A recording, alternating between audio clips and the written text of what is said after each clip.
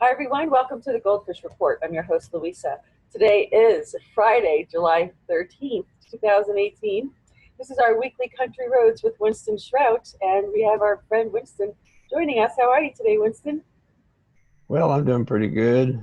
Friday the 13th, people always think about it as an unlucky day, but how about we just reverse on it and say Friday the 13th is our lucky day? How about that? Sounds like a good idea. Very good Yeah. idea. Yeah, I think so too. Today we're going to be, Winston's going to be talking about, I thought this was very interesting, this whole concept of commercial maxims and the whole, I think uh, the using the King James, really what the King James version of the Bible really represents. And I think that the topic of this is really kind of like rise above your raising, which is the term Yeah. Dr. Phil used to say.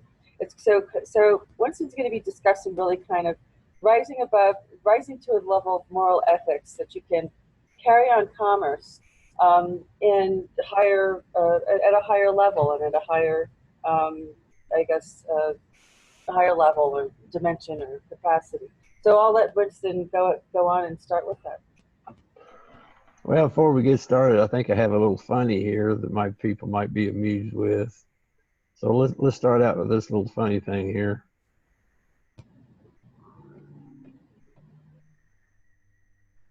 Screen share it.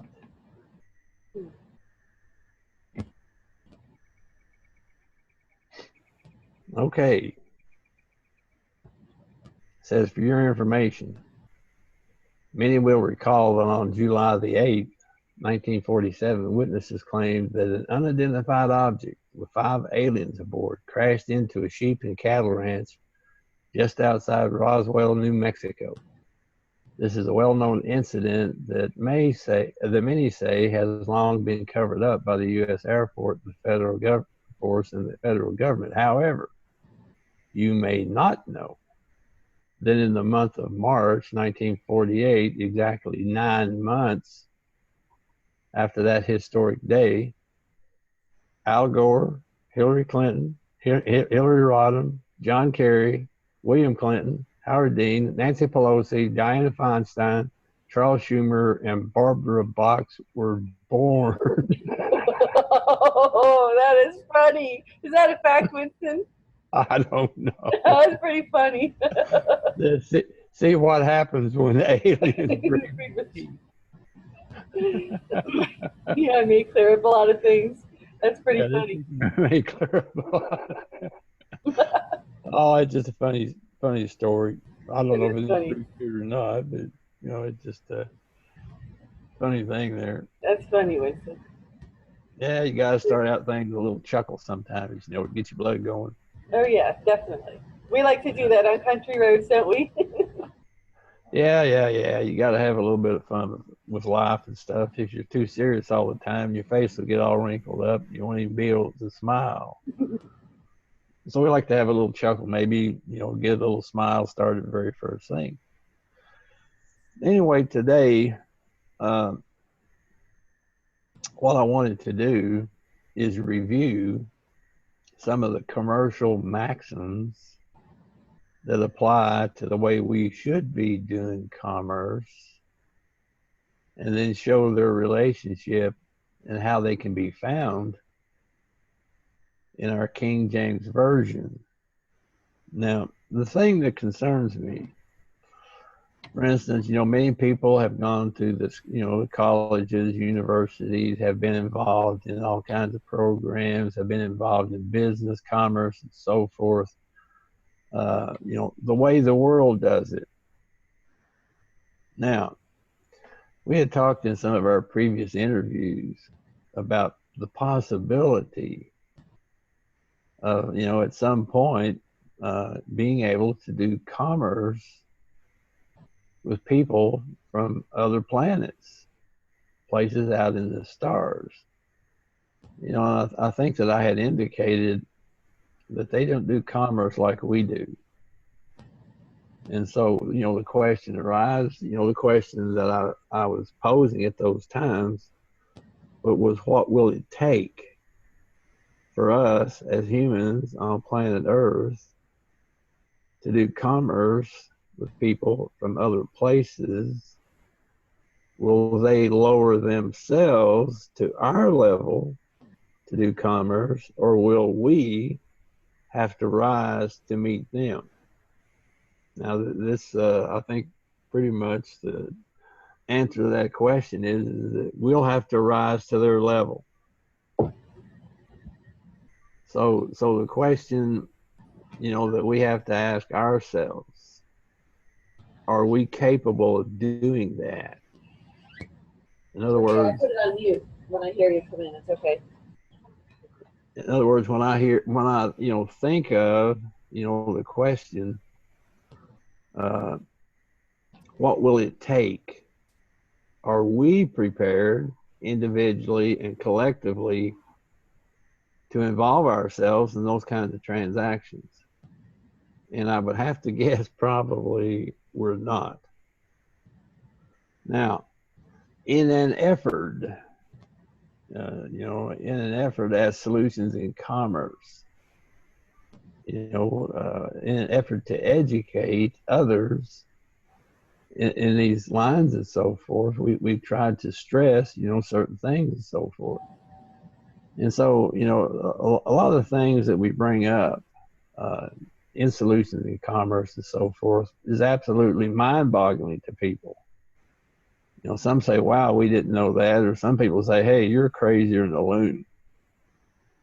And so, we might want to investigate and do some self-introspection about how we conduct ourselves in our commerce. And my suggestion is this, is that we have departed away from basic, tried and true commercial principles in the pursuit of materialism and all these different kinds of things, and our morals and our ethics have been shoved into history. And so, again, as we've talked in the past, some of the interviews, where I was trying to build models and so forth based on King James Version of the Holy Bible, I've tried to build that model. Now, like I've pointed out, number one, Christianity is a political entity. It was created by Constantine. Jesus didn't have anything to do with that. Whether or not God had anything to do with it, I don't know. But I rather strongly suspect, he's kind of putting his hands over his eyes. Oh no, what are they doing? With that operation. Now, what Christianity has done is using a cowboy term, they lassoed Jesus. They lassoed Jesus and they hogtied him. They sure did.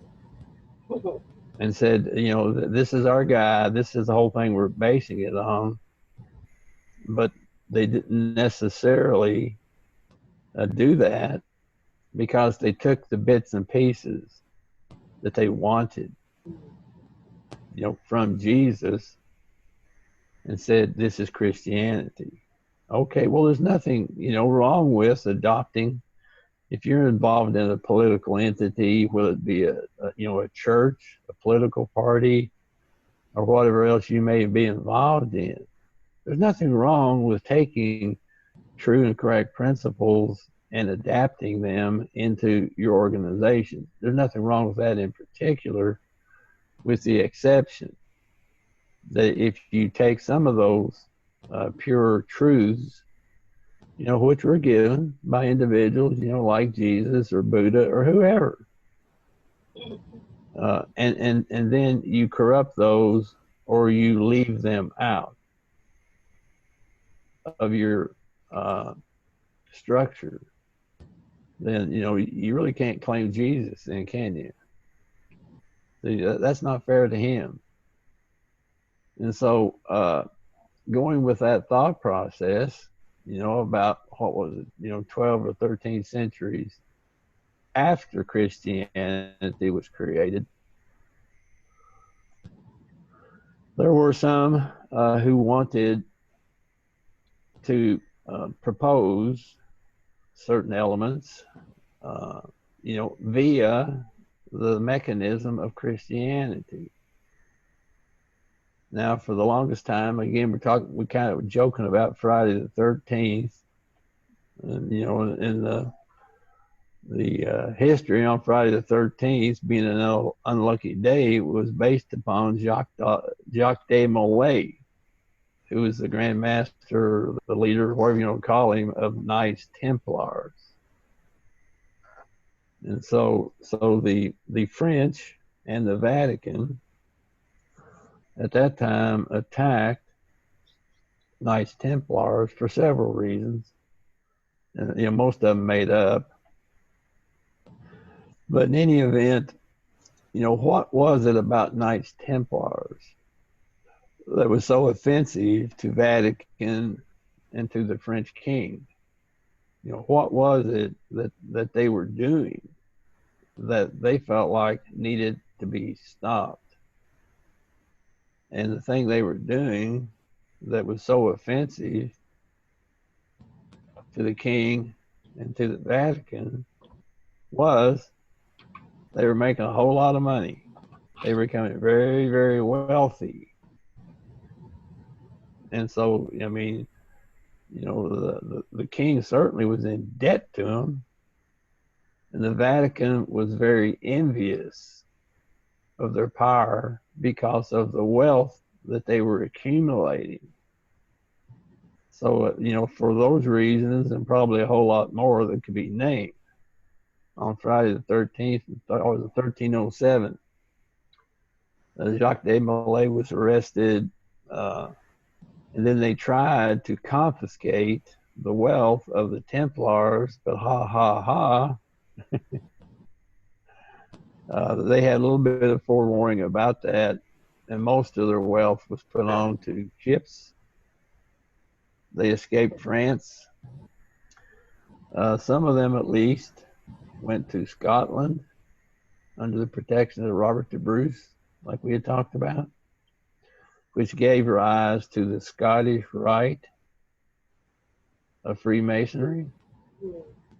And again, going back in our history in the United States, the founding fathers and most of the leaders in the founding of this country, notice I'm using the word country, because again, it's a political entity. But most of those main movers and founders were Scottish Rite Freemasons. George Washington. Who had come from Knights Templars out of Scotland.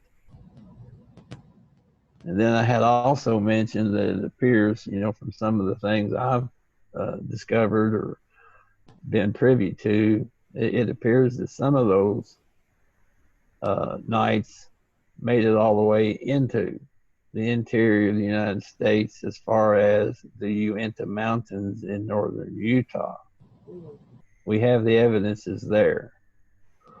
So anyway, getting back to the storyline though, and so it was obvious that however the Templars were conducting their commerce, it appeared to be successful because they were accumulating wealth. They had gold, they had land, they had all kinds of things. And so then, to further the story, when you get a few centuries later, then we had a king of England who decided that there needed to be a reworking. Now, if you go back in the history there in England, I'm not really a historian on England, but things changed certainly with the invasion of William the Conqueror. And the thing went on because the main problem with William the Conqueror was he brought in the Jews using their technology to gain control of the land. I think we had talked about that Jewish shetar, mortgages, and all those kind of things. Right. Well, that's what was introduced into the commercial and financial system in England, which allowed William the Conqueror and subsequent monarchs, if you want to call them that, to basically take the land away from people so that the people would not have the use. And so you see these fluctuations going on, you know, over a period of time. And then so you finally get down into the time, you know, when somebody had the bright idea. Now, whether it was actually the king or somebody putting pressure on him, you know, I don't know. But King James decided that they had to have a new version of the Holy Scriptures. And there were a lot of scriptures. There were a lot of books, you know, floating around that people were looking at. And so he wanted to consolidate those for a few reasons.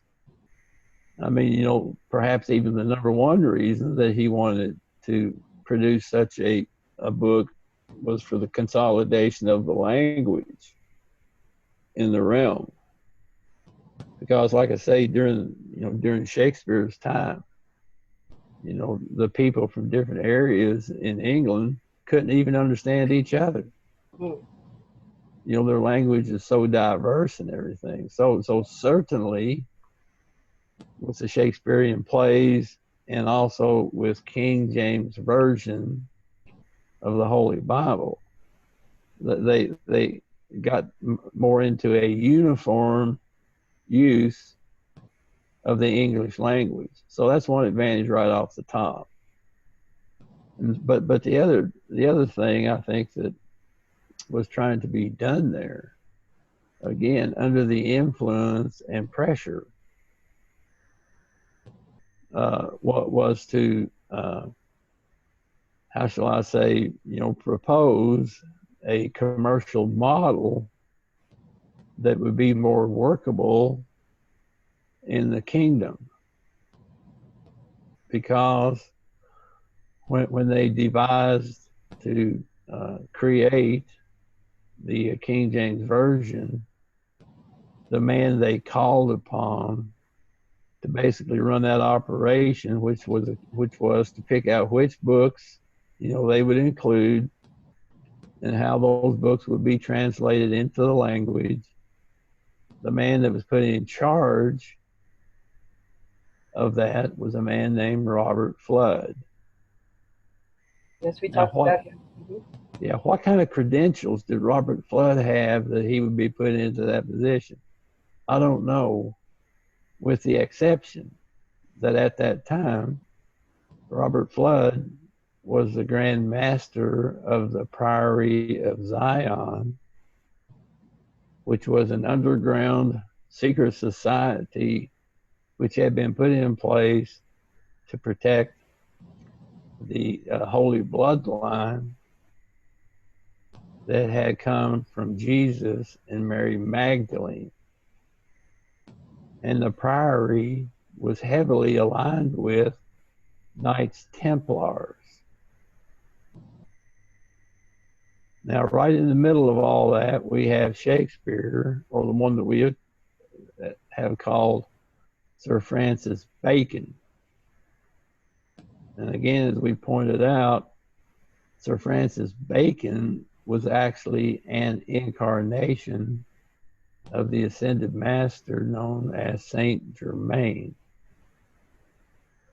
So if you start to, you know, kind of put all the pieces together, this is a very, very interesting situation, because you got the King of England calling upon the Grand Master of the Priory of Zion to get this version put together and translated.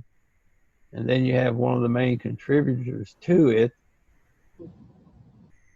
an incarnate ascended master, not to speak of John D, you know, 007. So this really would make it a great mystery novel. Yeah. You know, somebody I think could write this up in such a way that it'd be pretty good, pretty good story. You have any questions on that? No, it's very clear. We talked about Robert Flood before. We actually went into a little bit of this at this point once, in a previous GoldFish report. I don't remember which one, but Oh, all we've the talked about it off and on all along. yeah. But I'm just trying to set the stage Mhm. because we're in much the same position that King James was dealing with, in as much as that there was such a diversity of how things were being done in that kingdom that he said we really need to solidify this. Now we into our present age here in 2018, do we not find ourselves in that same position? The Oh, answer, yeah, we do. I do have a question. Uh-huh. So you're saying that that were they making these edits based on the the knowledge that they had about the Knights Templars commerce model? So in Uh, other words, are we? well, Did this come down from there? Did it originate, or is it well, possible? yeah, the Knights Templars commercially were very successful. Yeah. Now, so if you want to be successful in your commerce in that day and age, wouldn't it make sense to find out how the Templars were doing it and then apply it? Right. It only Exactly. makes sense. Well, it's interesting that you would put it in this book that would be disseminated among people, so that all people had access to this. At least those Yeah, who could read that language at the time, which wasn't. yeah, yeah. There were several problems. You know, like I say, the language was kind of screwed up across the kingdom. Mhm. Uh, Again, I mean, I've read commentators and researchers on Shakespeare. And aside from the moral message that those plays and so forth were giving, also it was for consolidation of language and also to introduce new words. And so Shakespeare created some new words which were not in use at the time because, again, people think in words, and you can't think a thought, therefore, unless you have a word to describe it. And so, aside from the morals and things that were being put across or being taught by the Shakespearean plays, he was also elevating people's ability to conceive of new things because he was giving them new words. People think in words, and you can't think of a concept unless you have a word that you can, run through your brain. And so, this, what happened was very, very significant, very significant. And then of course we have the story of Sir Francis Bacon, going to the Himalayas, the John Dee elixir of life, and all that kind of thing. And then all of a sudden, the Count Saint Germain reappears in Europe, creates the Saint Germain Trust, the Trust Divine, and all that kind of thing. Then he goes and tries to teach some of these concepts to some of the German bankers who used it successfully, and then went negative on what the original intent was. So this is an interesting history. So it certainly would make sense that we should learn from history. I mean, go back and study what happened using critical analysis, critical thought. And so, let's not just gloss over history and say, oh boy, that was an interesting story, but let's analyze it. And so that's what I wanted to kind of point to today is that we, in our present commercial system, have we collectively and or individually risen to the level that is being portrayed in King James, in King James Bible? That's the question. Or have we devolved in something less than that? And so going on the premise that here we are, in 2018, everybody's talking about disclosure, and we got people, mining the asteroid belt. We got people on Mars. We got people on the moon. We got humans all over the galaxy doing commerce, doing business, and all these kinds of things. Upon what moral concepts are they operating? That's the question.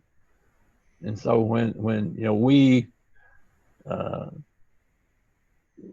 not on Mars, I'm not on asteroids, I'm not doing those kind of things. The question would be, though, if I had the opportunity, would my moral ethics contribute to a transaction with somebody from somewhere else? That's the question. Sure, but because they are not going to lower themselves to our moral ethics. Well, Winston, isn't this really, so this is interesting, because isn't this not what the treaties then would be based on? There would have to be some kind of collective set of morals that are shared between planets and societies in order to engage in commerce and many other kinds of activities. But it would think that this would be the basis for these treaties. Well, it's very obvious to anybody who's looked into this whole problem that the secret space program and the interactions that our governments and other governments have made are morally corrupt, because they're stealing people, they're making slaves of them, they're making promises and contracts. Again, the perfect example is, what's that Eisenhower girl's name? Oh, Laura. Oh, yeah, Laura. Yeah, I like Laura. She's a sweetheart. Yeah. Oh, yeah, she's got a really great spirit. Anyway, they had offered her, a contract to go to Mars or the moon or someplace, and luckily she turned it down, because all these scientists and different ones that they're recruiting under contract to go and do these things, when they get there, they end up slaves. Yeah. They're breaking their contracts. And so, and then some of the contracts are being upheld. For instance, Randy Kramer, Corey Good, and some of these others have reported on the 20 and back program, where they actually do honor their contracts. They put them there for 20 years, and then the contract's over and they bring it back. So in some instances, we have contracts that are being upheld, and in some instances, we have contracts that are simply being broken, and people are getting tricked into slavery. So what is the moral ethic, that we're dealing with, and who can enforce it, and do you actually want to get into that contract? And so in Laura's case, she said, no, I don't think I want to get involved in that. Lucky for her. Right. Others have not been so lucky. And even, I think, what was it,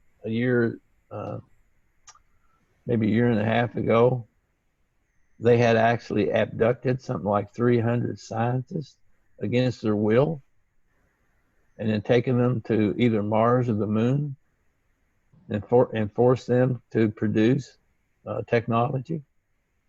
I mean, literally just kidnapped them off the planet and took them somewhere else. That don't work.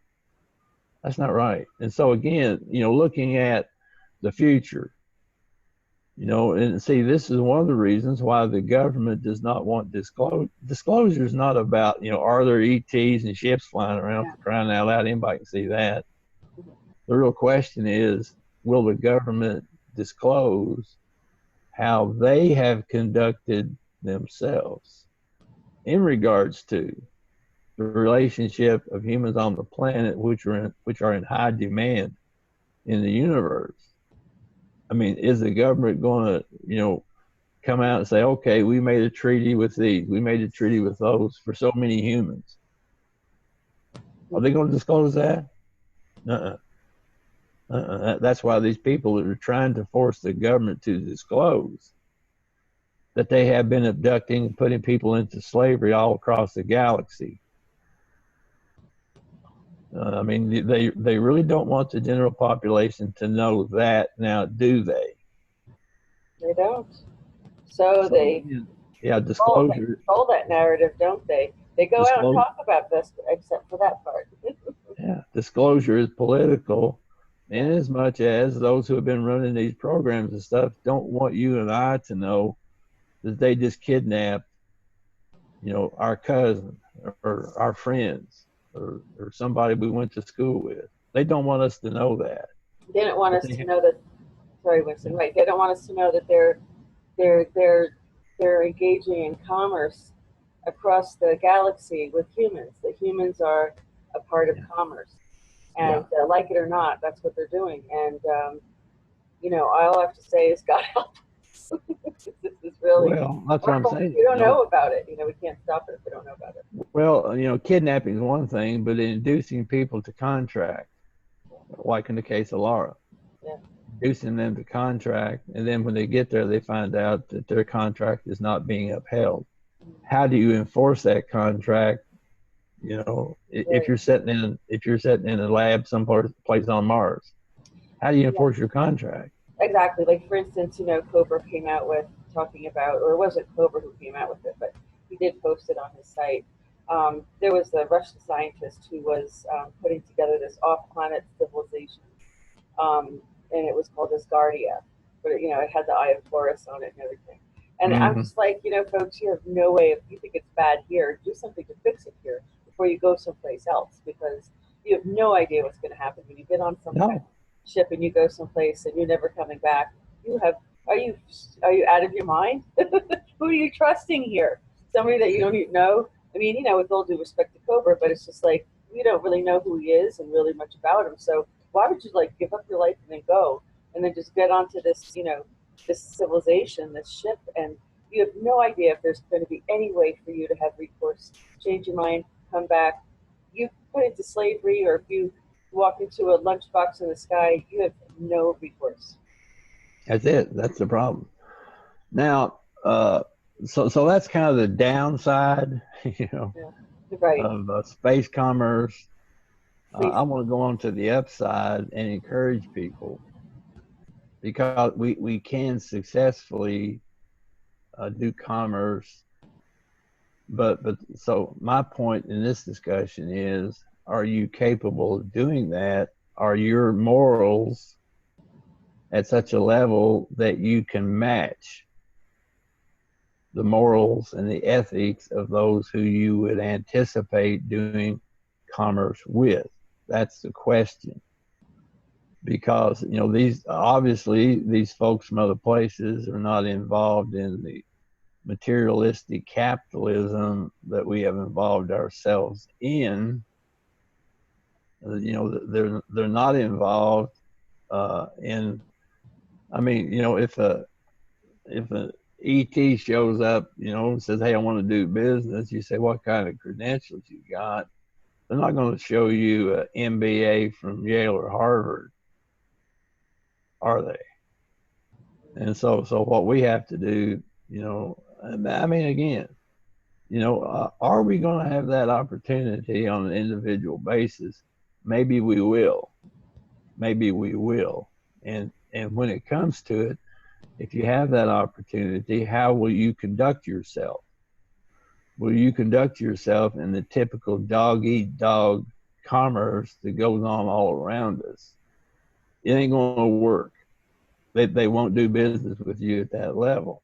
So what I'm suggesting is a review of commercial maxims which are supported by the King James Version of the Holy Bible to get ourselves to at least that level, to come out of the swamp and get back to at least the level of moral and ethics that are portrayed in King James, as a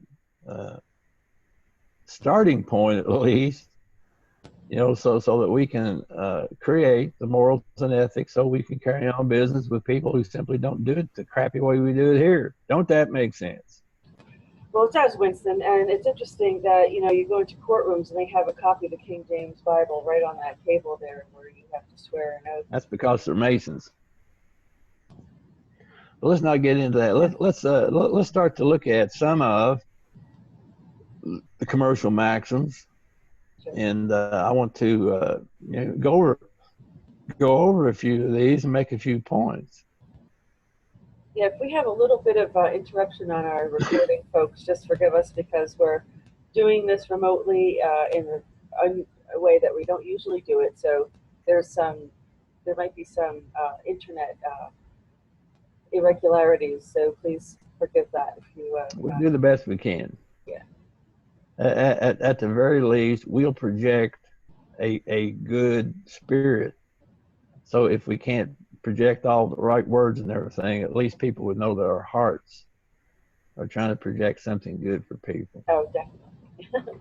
Now, I have here a list of what this author, to put it together, calls 10 essential maxims or precepts in commercial law, and then he's gone to the trouble to go through King James and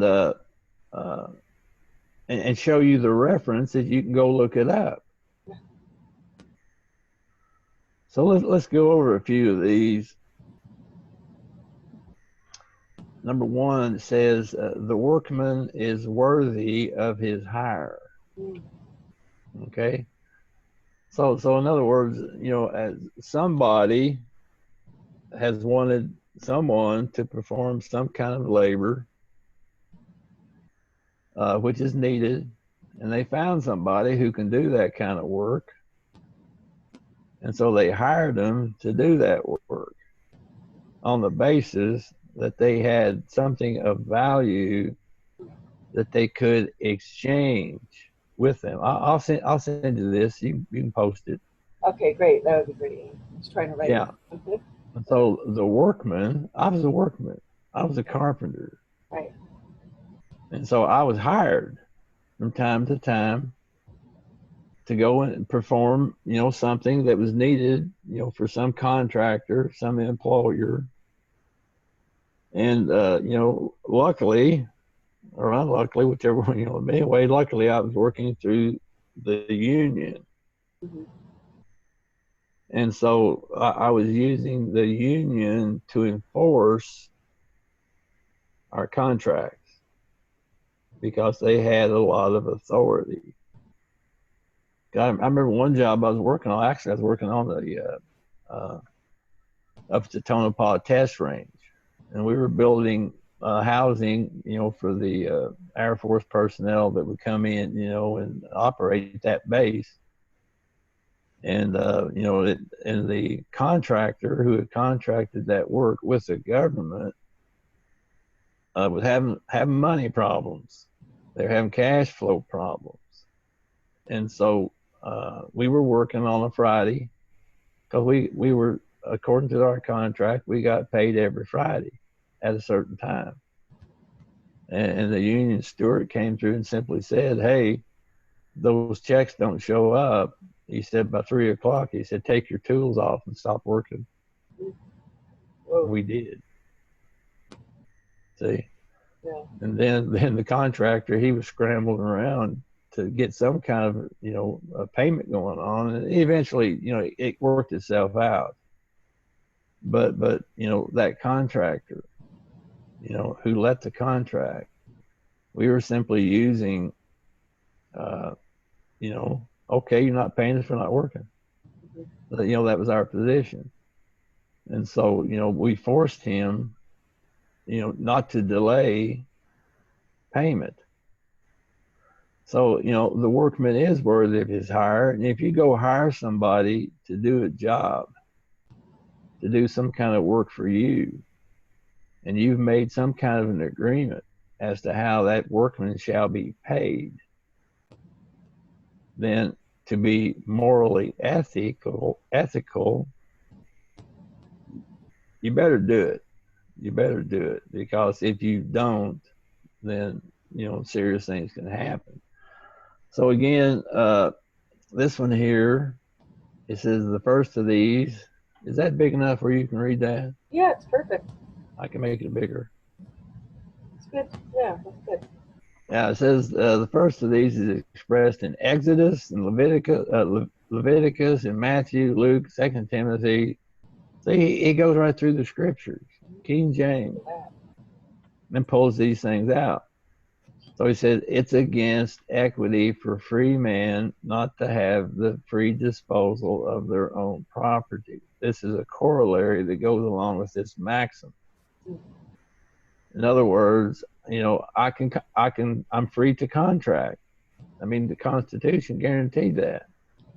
Yeah, but one of the key terms, though, is the term equity. You want to explain how that relates to this? Well, and basically it's saying it's against fairness. Are we talking about equity being law, under equity law? Well, the principle of equity, what ought to be. Well, what is the moral conscience of the parties, who are in operation here? What is the moral conscience of the employer? What is the moral conscience of the employee that he's calling here a free man? And so in both instances, the employer can hire somebody to go and do something, and then the workman of his own free will can agree to go and do that. So the workman is disposing of his labor, and then the employer is disposing of some asset he has to pay the workman. And so again, you can't withhold what's due to the workman. That's the point. If you hire somebody to come and do something for you, you better pay them. See, it's gotten down to this, which is not being observed many times, and that is, contractors. Let's say they're contracting to build an apartment building. In order to get the license to start that construction, they have to prove and put in escrow 25% of the final cost of that project to guarantee payment. Now, they typically don't put up the cash. They go and buy a bond. Because I've had several people write to me and say, I got cheated out of my wages over here. I got cheated out of my wages over there. And I said, well, they say the employer wouldn't pay me. I said, well, skip the employer. I said, go to his bonding company. They'll pay you. Because if that thing happens, they can take the bond away, and then the state will shut them down. They have to be bonded to do those things. Remember, we've talked quite a bit about bonding and all those kind of things. And so, we've taken certain measures to guarantee this very thing here, which is the workman's worthy of his hire. So we set up bonds, we set up escrow accounts, we set up all these different things to guarantee that people get paid for their labor. So you see, this is one of the big problems that we face with what we call illegal immigrants. And we had this problem in Las Vegas when I was working down there in the union. We were trying to get it stopped. The union was trying to get it stopped. And that was employers were hiring illegals, to do construction work or whatever. And then they wouldn't pay them. And then it got to a certain point, they would call INS at and haul them out of there without having to pay them. So the union organizers, believe it or not, to protect the illegal immigrants, were trying to get these illegals basically to sign up with the union because then the union could come in and force these employers to pay them even though they were illegal. And so, people got, kind of a bad taste in their mouth, for unions and stuff. But in that situation there, the carpenters unions and so forth were trying to intercede on behalf of those who were not being paid. You see what I mean? So again, what is the moral ethic that we're speaking of here? And it's this commercial maxim: workman is worthy of his hire. See what I mean? Yeah. So this is an important thing. Any questions about that? No, but it's very interesting when you're doing business with other people and you don't know what their moral compass is. You don't know what their moral. Yeah, don't do business with them if they're mixed up. That'd be my point. Well, if you don't know that about them, but this is the problem. This is the problem. That was pretty bad to do that, to take these other. Yeah. So in my case, I was involved in a mutual protective association known as a trade union. And and so, well, anyway, let's not get into that. Let's go to this next one here. Basically talking about equality before the law, or more precisely, here's the maxim: all are equal under the law. Now, it's talking about God's law, the moral and natural law. And so they give Exodus, Leviticus, Deuteronomy, Matthew, Luke, Colossians, and so forth. And and then the corollary is no one is above the law. This is founded on both natural and moral law and is binding on everyone. For someone to say or act as though he is above the law is insane. This is the major insanity in the world today. Man continues to live, act, believe, and form systems, organizations, governments, laws, and processes which presume to be able to supersede or abrogate natural or moral law. Now, this has been one of the points I've tried to make so many times in the past. Any system of law or whatever that's contrary to natural or God's law at some point will fail. And that's exactly what's happened in the United States. We have failed. That's why we've had to have this interim government come in. That's why we've had to have global, a reset of the currency, of the so forth, because we have gone so far off course that unless there's a correction made, the country collectively was doomed to failure. Again, because the legislatures, the government officials, and so forth, were instituting principles, techniques, laws, statutes, and everything, so forth, that would fail because they were not based upon natural, or what we would call God's law. So it's necessitated that. I mean, like I say, pardon my expression, but Obama took us so close to the edge that the military almost in 2015, 2014, they almost staged a military coup to stop it, because he was literally destroying the country that he was not even a citizen of. So we run into these problems from time to time. Well, and this is where, here you have this maxim, and nobody's above the law, so they will be held accountable. And, you have President Trump here, who also said, back to the other issue, I don't mean to change subjects, but, he did, he's very committed to ending human trafficking. Now, is that off-world too? I would presume that it is. I mean, if you want to end human trafficking, then that in itself defines what it is. End it. Not end it partially or some of the human trafficking. He didn't say he wants to reduce it. He said he wanted to end it. So that's why he also created a space force and all these other things. So that's interesting. It's very interesting. There's a lot of policy on space policy right now too. And but so there's divine judgment, and it's but these people all ought to have known it was coming, Winston. Like, why would you be doing yeah. They ought to have known it was coming. Well, they did know, but again, you're dealing with psychopaths, and you have to deal with them in a different way that you would, normal moral or people who are capable of having moral principles. So the psychopaths have been running the show for a long time, and like I pointed out, there's only one way to deal with a psychopath that I know of. Yeah. There's something in their creation that you simply can't get past.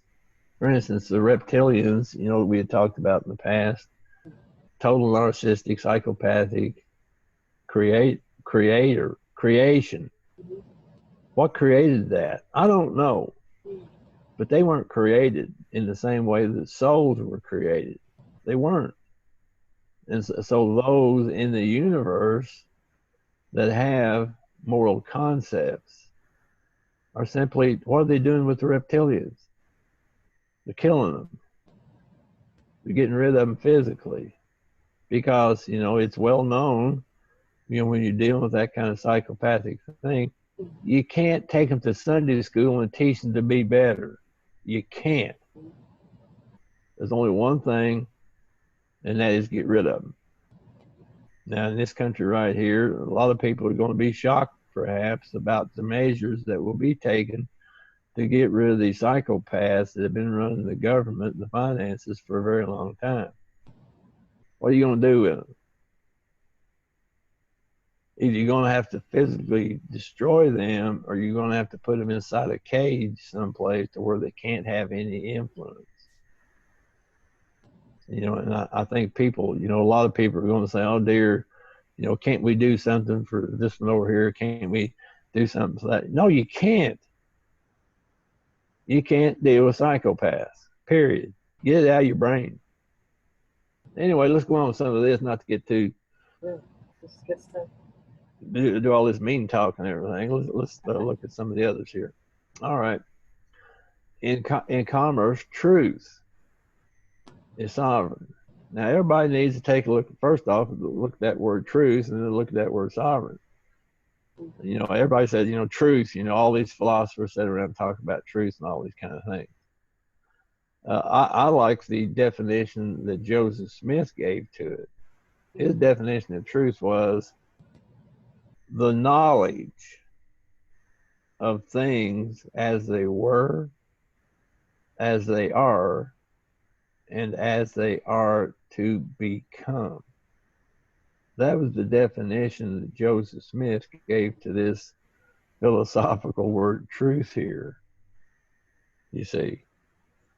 And so I like that definition. And then let's look at this word sovereign again. Sovereign would be equated to what we had talked about in our July the 4th Declaration of Independence discussion. Because we did talk about this quite a bit, the word unalienable. Right. A sovereign is unalienable. All right. Anyway, going with this commercial maxim again, they're correlating it to Exodus, Psalms, John, 2 Corinthians, so forth. And you can go look those things up. The truth is sovereign, and the sovereign tells only the truth. Then he has here, your word is your bond. And then this commentator says, if truth were not sovereign in commerce, that is, all human action and interrelations, there would be no basis for anything. No basis for law and order, no basis for accountability. There'd be no standards or capacity to resolve anything. Ain't that what we got right now? Well, we have. See, so if you look through the court system, you look through the banks, financial system, you see everything in chaos and, no standards being met or anything. What does that tell you? There is no truth in those systems. They're not operating on truth. They're operating on falsehoods.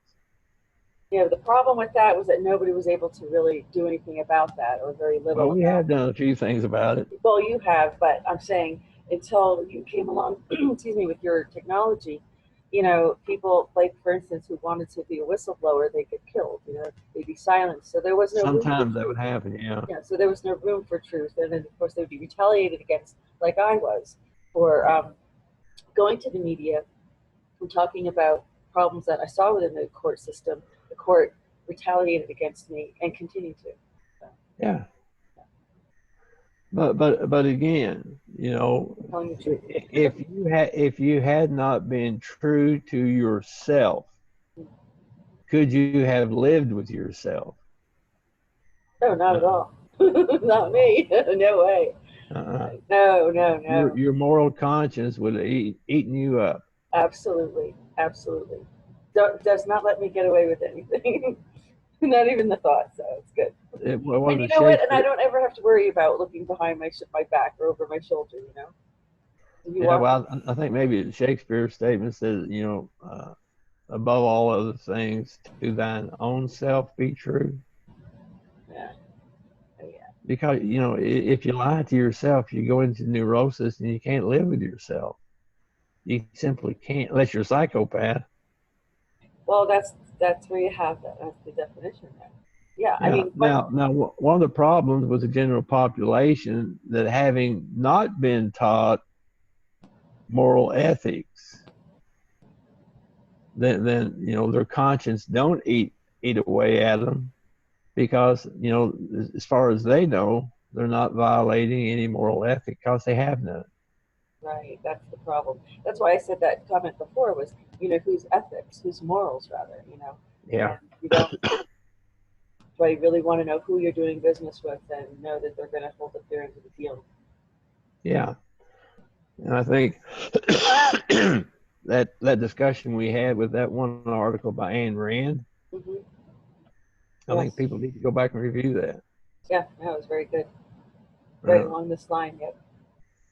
like I say, I had a friend one time, and we had worked together. But anyway, he did side jobs, you know, as a carpenter, and his moral ethic was this.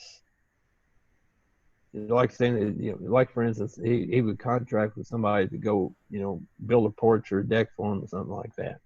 Okay, just a small side job kind of a thing. All right. So he would figure it up, how long it would take him to do it, what the cost of the materials were, and so forth. And then he would give them an estimate, and if they agreed to it, then he would contract with them, let's say, to build a deck. And here's where I kind of disagreed with him a little bit. If it actually ended up costing more than what he had contracted for, he would eat it. He wouldn't go back and say, hey, you know, I underestimated the cost of the lumber or whatever. You know, you need to add on, you know, another $50 or $100. See, now he wouldn't do that. If it was his mistake as he calculated, he wouldn't go. He would, and then the next thing was, now here's where the real interesting moral ethic is. Mm-hmm. That if he bid a job at a certain price, and he was able to complete the project for less than what he had contracted for, he would refund the money. Ooh, who would? How many would do that today? How many would do that today? Now, wouldn't you like to contract with that fella? Oh yeah, that's amazing. But his moral ethic was so high that that's the way he would conduct himself. Now go and find somebody you know that you ever knew that would conduct themselves that way, and you'll never find him. He's the only man I ever seen do something like that. But he was a very spiritual individual. He told me that when he died, he expected to be greeted by Jesus because his moral conduct was at such a high level that was his expectation. And I think he has died. And I'm sure that when he did, the first one he ran into on the other side was Jesus. See, so you know, what about me and you? You know, what are our ethics? What are our morals that would put us into a place that this individual was? This is very exceptional, very, very exceptional. Mm-hmm. Anyway, moving along here, and these are getting into some of the things we've used, you know, quite a bit. Mm-hmm. Yes. Uh, uh, in our things. So truth is expressed in the form of an affidavit. Then again, he's got the scriptural references. Mm-hmm. An affidavit is your solemn expression of your truth. In commerce, an affidavit must be accompanied, must be overlaid, and form the foundation of any commercial transaction whatsoever. There can be no valid commercial transaction without someone putting their neck on the line and stating this is true, correct, complete, and not meant to mislead. Now he says when you issue an affidavit, it's a two-edged sword. It cuts both ways. Someone has to take responsibility for saying that it is real. It can be called a true bill, as they say in the grand jury. Well, he goes on talking about this, but you'll notice in many of the things that we have put out, you know, at Solutions in Commerce, especially commercial liens. All of these maxims right here are the first thing we put on an affidavit of obligation, or what we call a commercial lien. First thing we put on there is the commercial maxims that we're applying to this affidavit. And then when we do court pleadings, we always do them in affidavit style. Right. When we answer, when we counterclaim, when we do this, when we do that, we do it in the form of an affidavit. And so, you know, there's quite a bit to this business of affidavit as it goes here. An unrebutted affidavit stands as truth in commerce. Okay, so you create an affidavit of truth,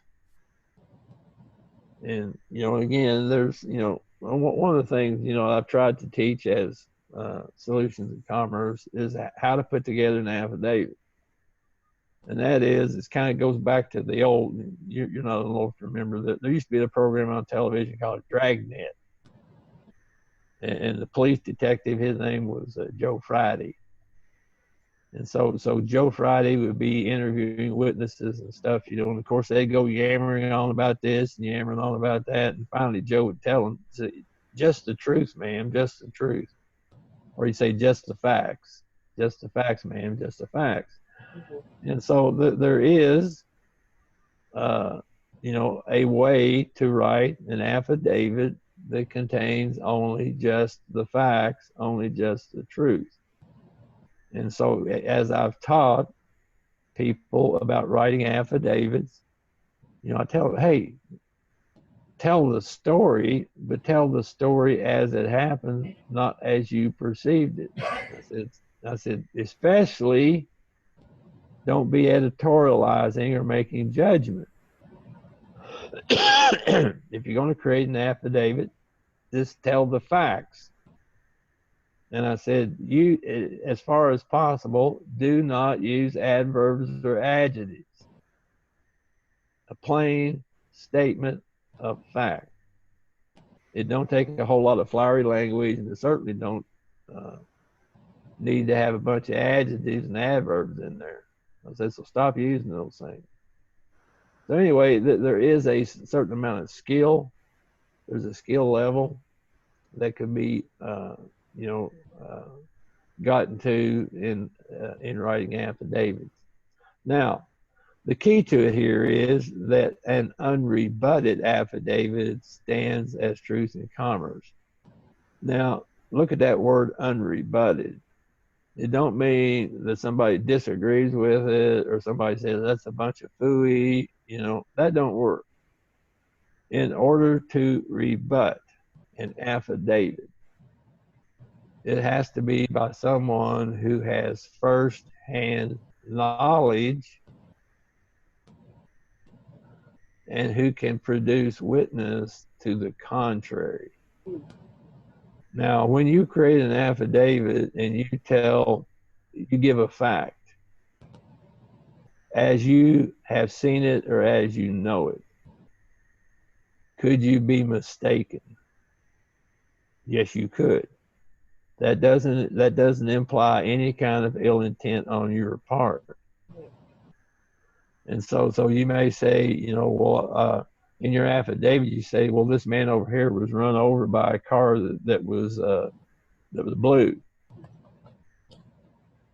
See, now, again, somebody like me who's been deemed to be colorblind, if I said a car was blue, somebody might come along and say, well, you're mistaken about that. It's not really blue. It's really green. You see what I mean? So it is possible that when you're writing an affidavit that you could, in fact, state a fact which was incorrect according to your knowledge. Now, what would it take to rebut that my statement? It'd be somebody with first-hand knowledge to come along and say, look, I was there too. I saw the car that run over that fella, and no, it wasn't blue. It was actually green. See what I mean? Now, so again, in order to rebut an affidavit, it would have to be with somebody who has first-hand knowledge of the facts and can swear to the level of your affidavit. In other words, true, correct, and complete, not misleading. You see what I mean? So just because, somebody comes along and says, we don't like that affidavit, we disagree with it, or we think Winston's a jerk, that's not a rebuttal. That's not a rebuttal. And so, again, question? No. I mean, I know this area. Yeah. And sometimes it's hard for the court because this is a very powerful document. And a lot of times courts don't want to accept them because it is. Because they may not want to be admitting the truth into a case. Yeah. Well, we've used affidavits. Like I say, I encourage people, and I've shown, how to do court pleadings using affidavit style. And it works real well. Anyway, they have the legal maxim corollary here, which was he who does not deny admits. In other words, if you don't deal with an allegation, so forth, then you're admitting the truth of it. I mean, that's just one of our principles. So he who does not deny admits. So when you state the truth that you're trying to put across in an affidavit, and someone doesn't rebut it, by their inability or lack of desire to rebut, then in commerce, that affidavit, that truth in that affidavit stands as the truth. Okay? So going on in the progression of how that would work then, an unrebutted affidavit becomes the judgment in commerce. Now, this is one of the reasons why we have taken to the use of notaries. And that is, we use what's known as notary acceptor. And if you can't get a notary, then you can always use a third-party acceptor, so that to keep things at arm's length. Remember we talked about arm's length here a couple of times ago. Sure did. Let's say we put out an affidavit, we send it to somebody via a notary or a third-party witness, and the other party does not respond, then their non-response creates the judgment in that matter. And when you use a notary to make that, it's called notary judgment. And the notary is simply saying they didn't respond.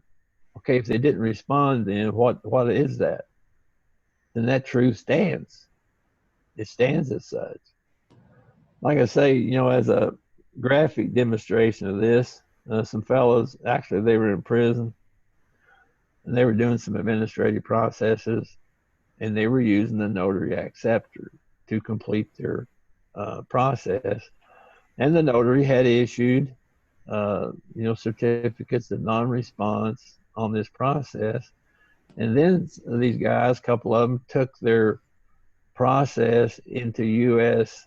District Court because they wanted to execute on these processes, and the judge sent it back out on the basis, why are you sending this to me for judgment? You already have judgment.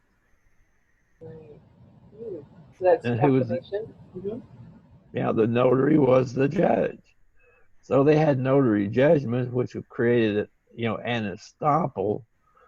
And so in order for them to get that back into the U.S. District Court so they could execute on it, they had to put in an amended complaint, which would open the door for the magistrate. Because the magistrate's not going to go in there if they already got judgment. You see what I mean? So you know, here's a graphic example of just what we're saying here. Okay, well, let's go along. We don't want to, you know, beat this to death. I'm just trying to bring up some major points here that people would be profited by. Right, but this is something that works in admiralty court, which is commerce. It works in any court. Any court, okay. Equity, chancery. It works in every court. I don't care what kind of jurisdiction you're talking about. Okay. See, okay, let me help people out. And this is something I've, you know, there are some different things, you know, in common law. If you look at common law, in common law court cases, basically the design of the lawyers was to get to a demurrer. Whoever gets to demurrer first actually wins the case. Now, a demurrer, the classic example of demurrer was that funny movie with Peter Sellers, you know, where he was Inspector Clouseau, and he was going to go into this property, and there was a vicious-looking dog there. So there was a man standing there by the fence or whatever, and so Inspector Clouseau asked him, "Does your dog bite?" And the man says, "No." So Clouseau goes into the yard, and the dog rips him up pretty good. He comes back out to the man and says, "I thought you said your dog doesn't bite." And the guy demurred and said, "That's not my dog." See, that's a classic demurrer. Ooh, interesting. Yeah. So it completely validates the case then. It completely. Yeah, demurrer. Is like a. Okay, so a typical demurrer in a court case might be, yeah, this happened, this happened, but I'm not the guy that did it. That would be a demurrer. Now, so that's how it kind of works in the common law concepts. Now, in equity or in admiralty, or whatever you want to call it, if you will just exchange the word demurrer for default. Yeah. Default is what you're trying to get to in those jurisdictions. So, for instance, somebody, you know, files a complaint against you, and we would typically do an answer and counterclaim in affidavit form, knowing that an attorney cannot rebut an affidavit for lack of first-hand knowledge. And when they don't rebut our affidavit pleading, what's the next thing we do? Put in a default. Put in a default. they defaulted. The affidavit stands exactly right. The counterclaim, the whole shooting match. So once you get to the default, then you're entitled to summary judgment on your pleadings.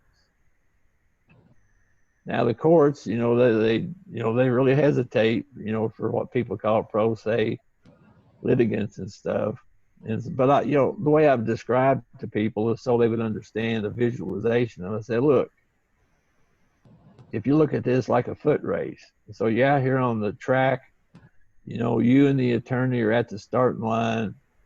I said the starter shoots his gun and you both take off running down the track. I said, you're trying to get to the finish line. You're trying to break that tape. And I said, if you look at the tape and see what's written on it, it's going to say default. So you're in a race to a default. And so what we have done is incorporate the concept of unrebutted affidavits to guarantee that we get to the default first. It's just strategy.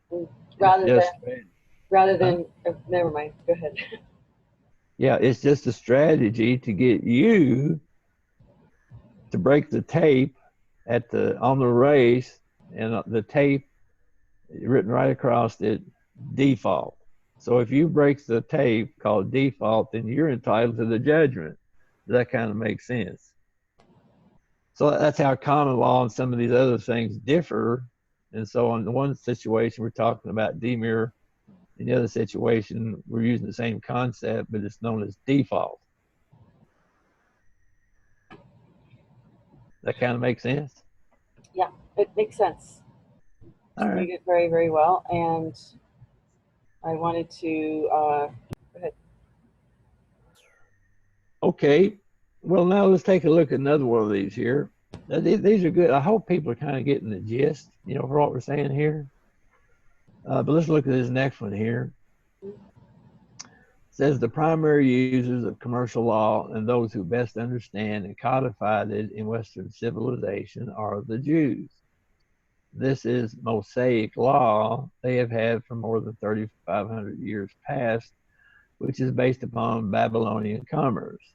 This one is, he who leaves the battlefield first loses by default. And then they give the references to the book of Job and Matthew. This means that an affidavit which is unrebutted point for point stands as the truth in commerce because it hasn't been rebutted and has left the battlefield. So again, a default points out that the other party has left the battlefield and they have abandoned any claim. So when you leave the battlefield, you have abandoned whatever your claim may have been. It says here, governments allegedly exist to be the substitute for the dueling field and the battlefield for some disputes, conflicts of affidavits of truth are resolved peacefully. In other words, what he's saying is we have replaced the dueling field. We duel with paper.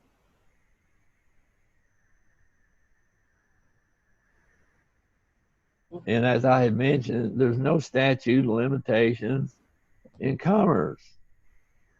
People say, well, I got a judgment against me back here a couple of years ago, or I got foreclosed on.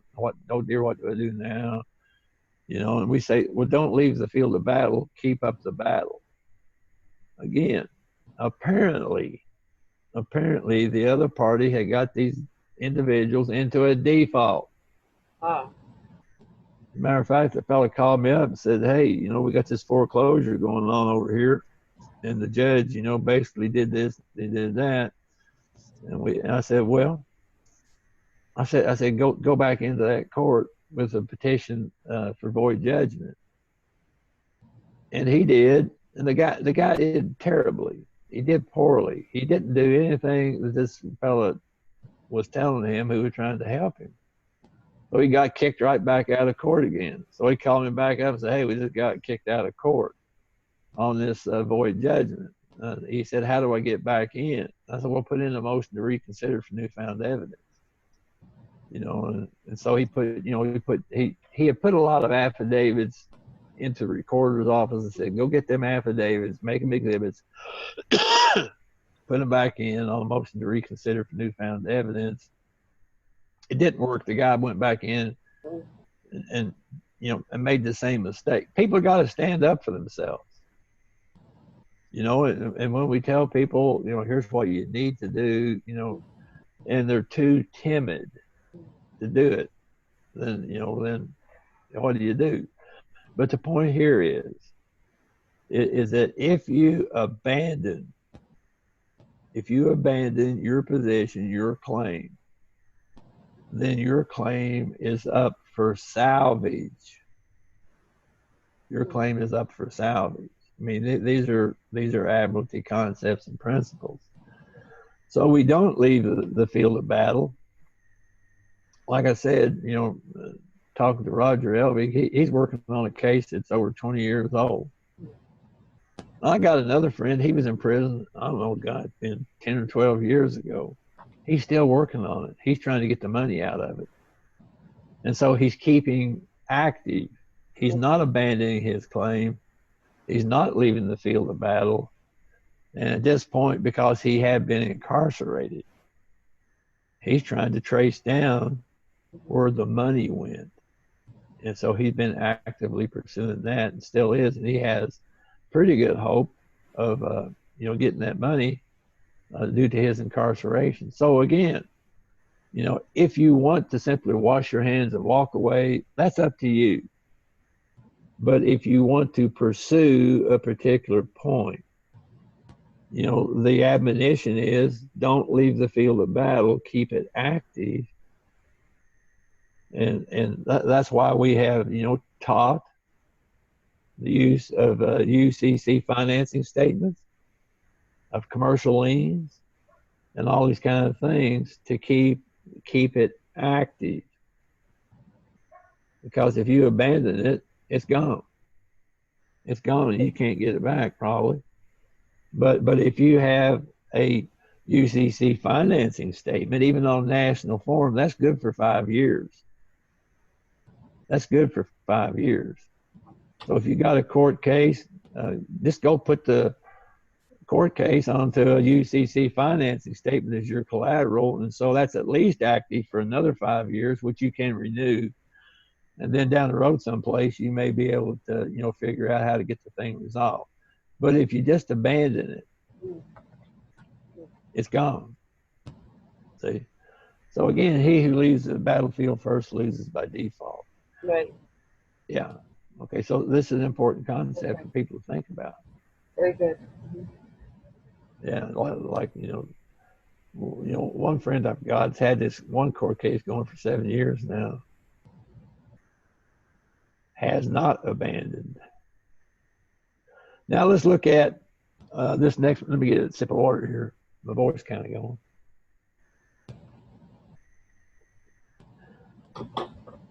I don't really like the use of the word sacrifice because the word itself means to make holy. We sacrifice. That means to make something holy. I would probably use the word risk. That's probably the word I would prefer, risk.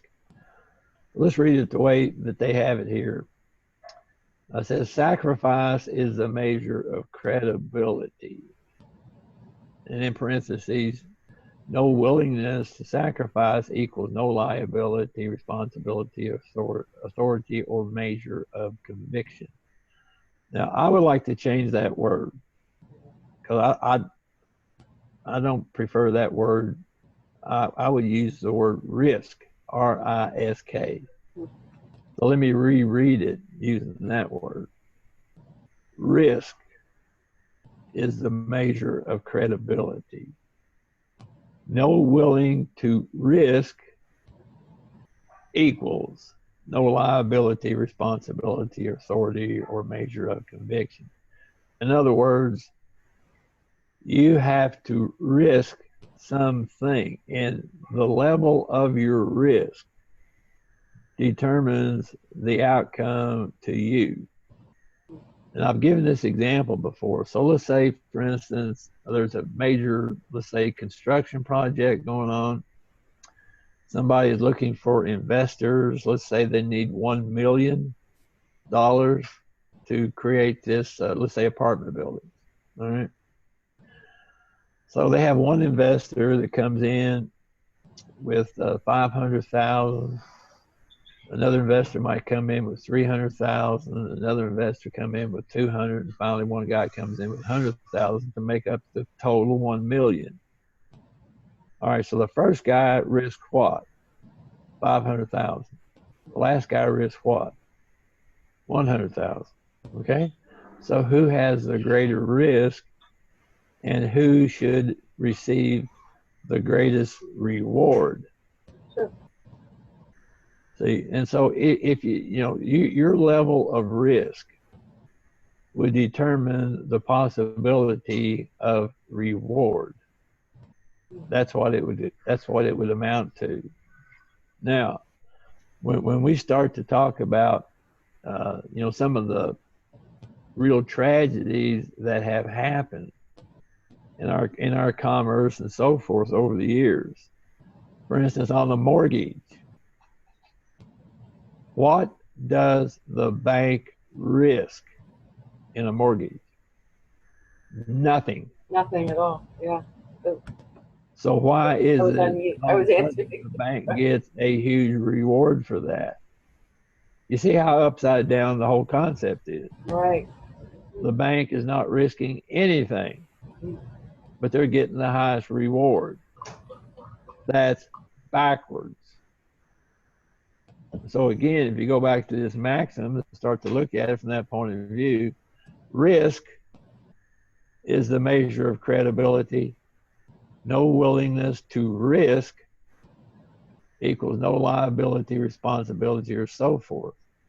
You see? So this is an important concept, for people to consider when you started to say, the old saying is nothing ventured, nothing gained. Mm-hmm. See? Right. And so, you risk, several thousands of dollars to go to college. You risk it, with the hopes that you'll be able to recoup that amount of money plus a profit from it. Now, isn't that the expectation? Right. When we go to college or we invest in a, I don't know, and people, for instance, yeah. Yeah. No, there was a cartoon on Facebook somebody was posting, and it was in my news feed, and it said it was a guy who went to the government and said, "Here's my diploma." It was like the student loan office. Yeah. And he's handing his diploma back and says, "Here, you can have this back. It didn't work." Yep. Okay. Well, then these next two, talking about lien, I think we won't spend a whole lot of time talking about these because we have spoken of commercial liens in the past. So just in a general way, satisfaction of a lien. In commerce, a lien or claim can be satisfied in any one of three ways. Then he has some scriptural references. It says the number one way somebody could rebut the affidavit on the lien. Number two says you could convene a sheriff's common law jury. That'd be another way. Then the other way is simply whoever the lien debtor would be to pay it off. Well, there's other ways too, and and these commercial liens have been used for all kinds of different things, and we don't have time to go again over the commercial lien process, but I would suggest to people that the commercial lien, a DVD, if you're anticipating a situation where a commercial lien would be effective. See, this is one of the things, people that in the past, people have been facing foreclosure and all those kind of things. And so they asked me about a commercial lien on the property. Say, will it save it? No, it won't save it, but it'll put a cloud on the title so it can't be resold. And so, like I say, years ago I found this out. I mean, it's something I was experimenting with. It'd be back in like maybe 2000, 2001. Is a property I was dealing with. I won't tell the whole story, but I did something very similar, something to a commercial lien, recorded it, and all these kind of things. And I think about a year ago, I went past that place, man. There's still only weeds growing on that property. Wow. So they definitely haven't been able to resell it because of the commercial lien. Yeah. Yeah. Nobody wants to buy a piece of property that has a lien against it, of course. It's got cloud title on it. Cloud title. Yeah. Now, we've used commercial liens. Like I say, that interview we did where we spent the whole interview talking about commercial liens. Mm-hmm. When that comes back up and available, I would suggest people go and listen to that. So we've used that process for a variety of different purposes, and it's worked very well. And so anyway, these two last maxims here, number 10 maxim says a lien or claim can be satisfied only through rebuttal by affidavit, point for point, resolution by jury, or payment. Okay, so anyway, we've kind of run the gamut here on some of these things. I want to show one more thing. I'm sorry, what did that 10th one say? I'm sorry. Is that a commercial lien can only be satisfied or something? In 3 different ways that we just talked about. Okay, I'm sorry. I thought number 10 said something.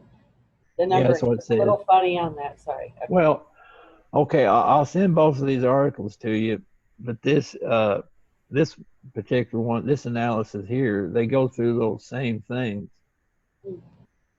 and then tell you what the legal maxim is that goes along with the commercial maxim.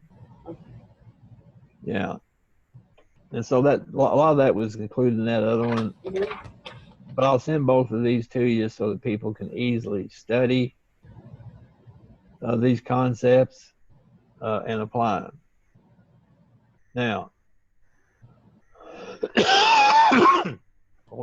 so the question would be, excuse me, I'm trying to get my face, Yeah, you're in that. Yeah, you're good right there. no sunlight. Well, let's see if I can get it centered up a little bit. Anyway, yeah. What is the purpose of this discussion? What's the point I'm trying to make with all this? And the point that I'm trying to make is that we have been involved in a corrupt system. This draining the swamp. I mean, talking about, Trump and everything draining the swamp. How about the swamp you're in? What about the swamp that you've created? That's what I'm really concerned with. I mean, you got governments, you got countries, you got banks, you got all this stuff going on over here with all these kind of problems. But let's point at ourselves and take a look at the swamp that I have created. Now, once we can determine, that maybe there's a few improvements, that we can make individually. The real question is what will we go to? And so if we're talking about changing the way we do things, changing our morals and our ethics,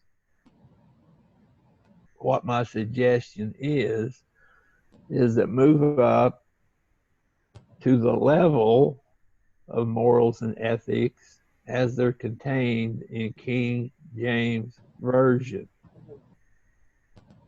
Because the King James Version that we have reference to here has the history and background of some who had been very successful commercially, such as the Knights Templars. Right, right.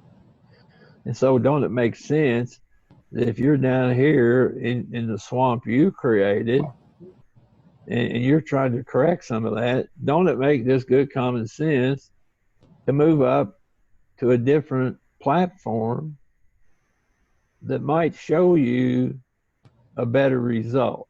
Now, well, will King James put you into the stars? No, no, it won't. But it'll get you to a platform or to a level to where you're at least talking about the morals and ethics that Ayn Rand had talked about. It'll at least get you there. Now, once you get there and you become proficient at that level, could you move up from there? And I believe you can. But you can't move past King James' level of moral and ethics until you get there. You can't do any better until you're doing at least this. You can't get to the 12th grade until you've done all the requirements down here in the 3rd grade, for crying out loud. And it's the same thing. I keep hearing people talking about, well, we're going to go over here in the 5th dimension. We're going to go into the 6th dimension. We're down here in the 3rd dimension. And if your morals and your ethics will not successfully negotiate the 3rd dimension, why in your wildest imagination do you think that you're going to change if all of a sudden you were propelled into the 5th dimension? It ain't going to work. Not going to work. And so, you know, the recommendation certainly of, you know, Solutions in Commerce, GoldFish reports, and all these different ones who are trying to enlighten other people is, hey, wake up, take a real close look at what's really happening in your world. And if you find the things in the real operation of what you're doing are not going the way that you feel like they ought to go, don't it make good sense to put those things aside, bring yourself up a little bit? And my suggestion on this interview is bring yourself up to at least the level, the morals, the ethics that are demonstrated in King James in regards to commerce. Does that make sense?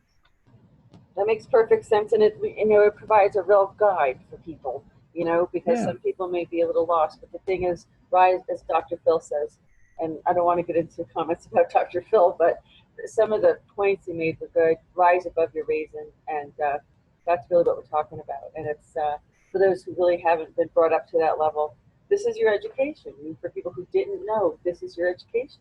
Yeah. This is your education.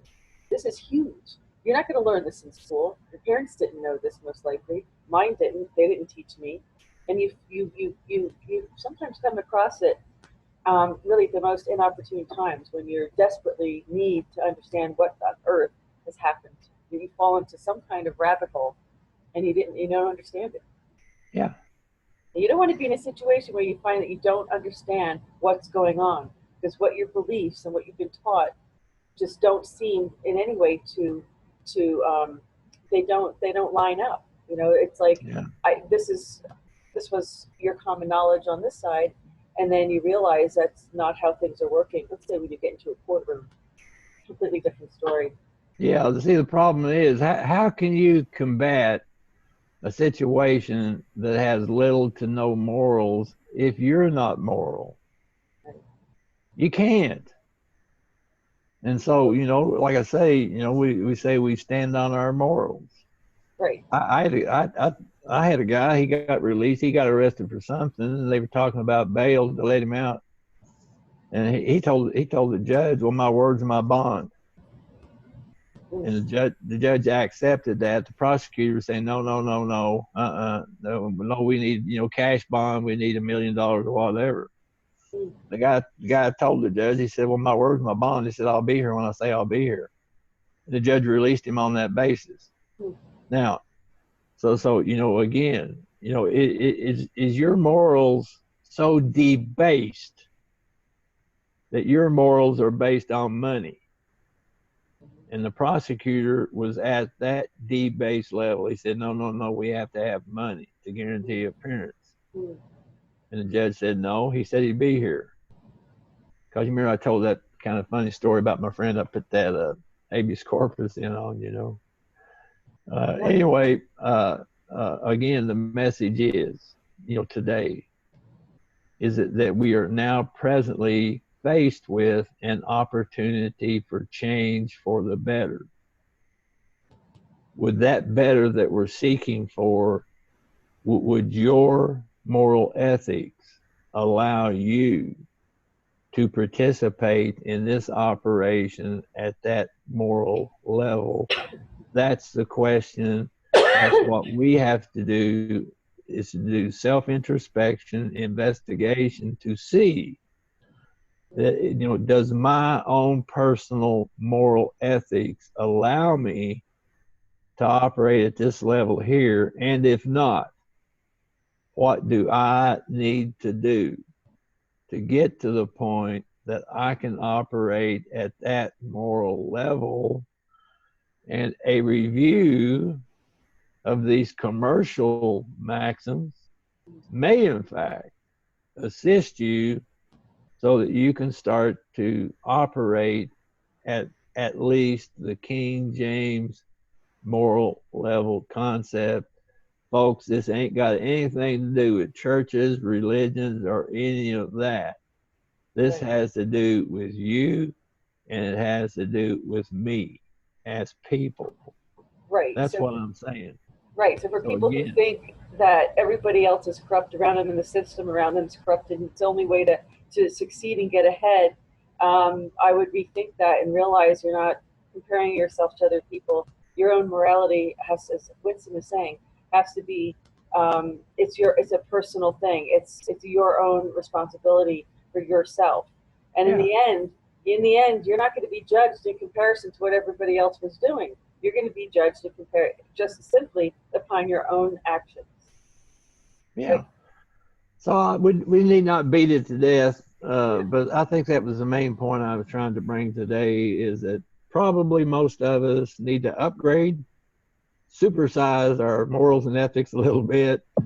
And so I wanted to give a few suggestions about our typical conduct in regards to commerce that might assist people to raise their moral ethic, to operate at perhaps a bit higher Mm-hmm. level. You know, and again, what I've suggested today is not the ultimate truth that we're seeking for, but you can't get to these higher truths unless you have a platform to work from. That's my point. Well, you did a great job, Winston. I hope, yeah, I have to keep muting it because of background noise. But sometimes I was talking and I realized I was muted, but it's okay. Winston, again, thank you so much. This is such valuable information. This is education for a lifetime, and Yeah, this is what we're again.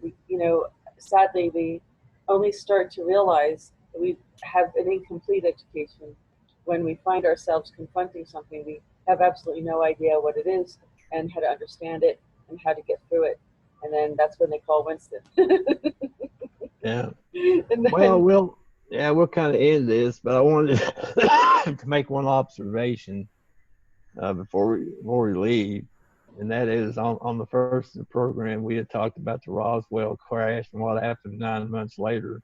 right. Kind of a joke, but uh, you got to remember, I was born in April of 1948, which is 10 months. So obviously, I'm not the product of an alien in the sheep. There you go, Winston. No, hey, look, listen. Well, thank you for that, confirming that. And we didn't think so, I but thought that's important to tell that. okay, exactly. Well, because you know what? Your birthday does appear on some of these docs that are shared, so people would have picked that Yeah, up. So, look, thanks for making this Friday the 13th really wonderful and lucky for, or I should say, fortunate for many people, and making it a very positive day because they just received really life changing information in this. And yeah. and it is a good day. So not something to be. Yeah, 13 is a good number. So. Okay, well, Winston, it's good to see you. Thank you so much again, as always, for this wisdom. And the world. This is what the world needs right now. The world needs wisdom, and Oh so yeah. we are providing it. And this is where, but it's definitely an individual thing. We can't stop the government from misusing technology and misusing the law and misusing power, but we can be responsible for ourselves. And let's just hope that, as President Trump has said, he's draining the swamp, and he's going to restore law. I think this is really what the Constitution, and I think this is what his main goal is.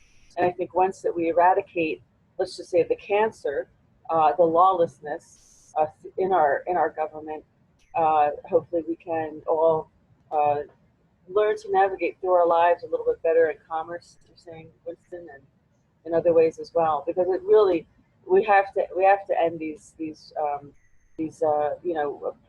prison camps. The prisons are slave labor, and many people who are in prison don't belong in prison.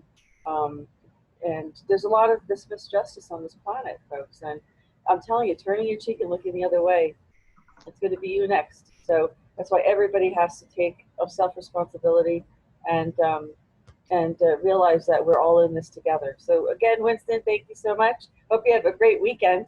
Well, let me make one side comment. You had talked about, everybody wants to talk about the Constitution and stuff. Really, not so much the Constitution that's being dealt with here. It's the Bill of Rights. Bill of Rights. Now, that was not a part of the original concept of the Constitution, but the founders felt like there had to be a statement made in regards to certain things that they considered to be unalienable rights. And it's interesting the way they style that as a bill. And it's not short for William. It's bill in commerce. The bill implies liability. And as we talked about with these maxims here, truth is a double-edged sword. So this is something to think about. Because everybody keeps yammering about the Constitution all the time. Well, aren't we really talking about Bill of Rights? Right, absolutely. Rights of man. Mm-hmm. Yeah. So anyway, I just want to throw that in. Like I say, we generalize when we use the word Constitution, but specifically, the thing that's most of concern at this juncture is the Bill of Rights. You're right, Winston, and a lot of people also throw the Declaration of Independence into that as well. So the rights of man and all of this, absolutely. So thank you for that. That's a good point to make. Yeah. So, well, that's it for today, and I hope you have a great weekend, Winston.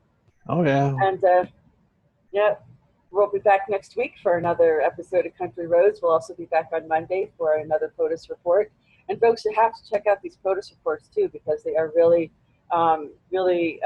knock your socks off. It's really good information in these reports, and you can always find them on BitChute channel. Eventually, they'll all be uploaded to YouTube as well. But so we will be on top of what's going on, and hopefully watching the latest developments and letting you know about that. So again, Winston, thank you so much. Good to see you. We'll see you next week for another episode of Country Roads.